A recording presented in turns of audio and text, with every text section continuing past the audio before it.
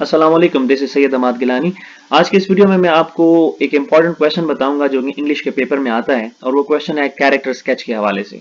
Character sketch क्या होता है? बहुत से स्टूडेंट्स कंफ्यूज हो जाते हैं कि कैरेक्टर स्केच का क्या मतलब है, इस क्वेश्चन को कैसे सॉल्व करना है। तो कैरेक्टर स्केच का मतलब ये है कि आपको पेपर में कोई ना कोई ऐसा कैरेक्टर दिया गया होगा, कोई नाम दिया होगा जो आपने पढ़ा होगा, किसी ना किसी आपके यूनिट से आया होगा, और उसका आपने पूरा कैरेक्टर लिखना होगा। उसका कैरेक्टर में उसकी मतलब उसका इंट्रोडक्शन लिखना होगा, वो बंदा कैसा है, मतलब सर से लेके पांव तक सारी जो इन्फॉर्मेशन आपके पास है वो आपने सारी जो है वो जॉट डाउन करनी होगी। लेकिन आपने क्वेश्चन की नेचर को भी समझना होगा। आपके पास इंग्लिश की जो नई बुक है उसमें लास्ट का जो चैप्टर है प्रोग्रेस, वो एक ड्रामा है, और उस ड्रामे में बहुत से कैरेक्टर्स हैं, लेकिन दो कैरेक्टर्स बहुत इंपॉर्टेंट हैं, जिसमें एक प्रोफेसर कोरी है और एक मिसेस मेल्टन है। तो हो सकता है आपको पेपर में इन दोनों कैरेक्टर्स में से एक कैरेक्टर डेफिनेटली आ जाए कि आप उसका कैरेक्टर स्केच लिखें, लेकिन उसमें भी आपने उसका उसकी नेचर को समझना है। क्वेश्चन के अब यहाँ पे मांगा गया, draw the character of professor Corey as despiser hater of humanity. मतलब आपने प्रोफेसर कोरी का आपने कैरेक्टर स्केच लिखना है जिसमें ये शो हो कि वो इंसानियत से नफरत करते हैं, मतलब उसका नेगेटिव जो एस्पेक्ट है वो आपने लिखना है। सबसे पहले आपने आंसर की हेडिंग दे के इंट्रोडक्शन की हेडिंग देनी है। इंट्रोडक्शन की हेडिंग आपने दे दी है। इंट्रोडक्शन का मतलब है कि इसमें आपने इंट्रोड्यूस करना है उसको। इंट्रोड्यूस आपने कैसे करना है, उसकी पहले लिखना है professor Kori is a 60 years old man, he is a self centered, मतलब खुद पसंद आदमी है, साइंटिस्ट है, he is always busy with experiments in his laboratory, his plan is to end the war by inventing something very dangerous। इतना introduction आपका काफी है। उसके बाद आपने मजीद इंफॉर्मेशन देनी है, एन evil man, कि एक शैतानी दिमाग का आदमी है, he is an evil person, he wants to make the wars more devastating, मतलब तबाहकुन बनाना चाहता है जंगों को और भी, and horrible, डरावनी बनाना चाहता है। he invents a new bomb that can perish मतलब खत्म करना, the population of a city as big as Manchester। तो यहाँ पे आपने उसके इन शैतानी दिमाग का जो है वो सामने उसको रखा, रिफ्लेक्शन की कि वो उसका दिमाग जो है वो कितना शैतानी है। फिर एज अ फेमस साइंटिस्ट, वो खुद साइंटिस्ट है लेकिन काफी फेमस भी है, लेकिन वो और भी जो है वो फेम हासिल करना चाहता है। उसके बाद as a self willed person, professor is extremely selfish, वो मतलब सेल्फिश बंदा है, उसको सिर्फ अपने आप से गर्ज है।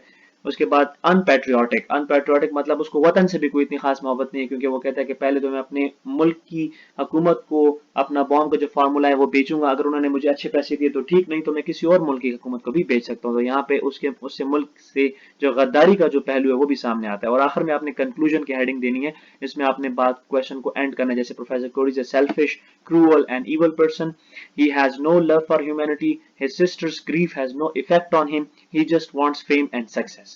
तो ये आखिर में आपने कंक्लूजन लिखना है। इस तरह आपने कैरेक्टर स्केच लिखना है एक बंदे का, जो भी आपको पेपर में जिस बंदे का भी कहा जाए उसके कैरेक्टर के बारे में आपने ऐसा लिखना है। ये एक प्रोफेसर कोरी का था। और दूसरा जो कैरेक्टर आपके पास आ सकता है वो है मिसेस मेल्टन का। अब यहाँ पे इसका अगर कैरेक्टर आता है तो मिसेस मेल्टन का कैरेक्टर काफी पॉजिटिव है, इतना आप लोग माइंड में रखेंगे। प्रोफेसर गौरी जितना नेगेटिव है उतना जो मिस मेल्टन है उतने पॉजिटिव कैरेक्टर है। इसका भी इंट्रोडक्शन आप पहले लिखेंगे, miss Melton is a character from a play name Progress written by saint G Ervine, she is 43 years of age, she is the sister of Professor Corey, her son was killed in a war which resulted her husband's death। ये introduction आपने लिखना है कि जो checker है paper का उसको पता चले कि आपको अच्छी खासी इन्फॉर्मेशन है।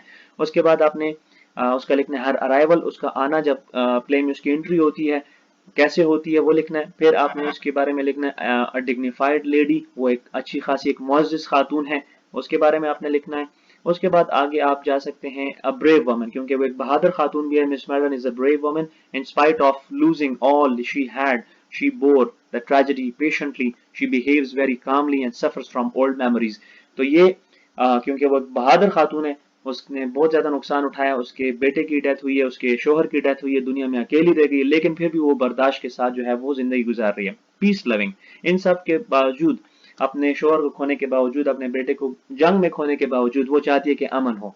तो she is a peace living lady because she hates war, she has lost her son in a war and that's the reason that she even kills her brother who has made a new formula to make a bomb। आखिर में ये professor कोरी को इसलिए कत्ल कर देती है कि और जाने जो है वो जंग में ना जा सकें। और आखिर में कंक्लूजन जब आप इसका लिखेंगे तो उसमें लिखेंगे she really does not believe that her brother has invented a new bomb to destroy the things on a larger scale, that's why she kills her brother and wins the sympathies of the readers। तो ये यहाँ पे आखिर में आपने लिख दिया, conclusion आपने लिख दिया कि उसको उसको ये बिलीव नहीं था कि उसके भाई ने कोई ऐसी अच्छी चीज बनाई है। उसको ये पता था कि उसके भाई ने जो चीज बनाई है वो चीजों को डिस्ट्रॉय ही करेगा, उसको और मजीद खराब करेगा।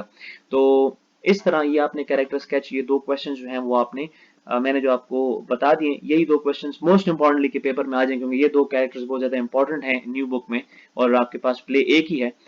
तो इसमें आप कैरेक्टर स्केच जो है इस तरह लिखते हैं। इसके अलावा अगर कोई कैरेक्टर स्केच आ जाए, क्योंकि और भी यूनिट्स हैं आपके पास, उनमें से कोई कैरेक्टर स्केच आ जाए तो उनको भी उसी तरह आपने डील करना है जिस तरह के ये मैंने आपको बताया। So this was all about the character sketch. I hope you have got it. Thank you very much.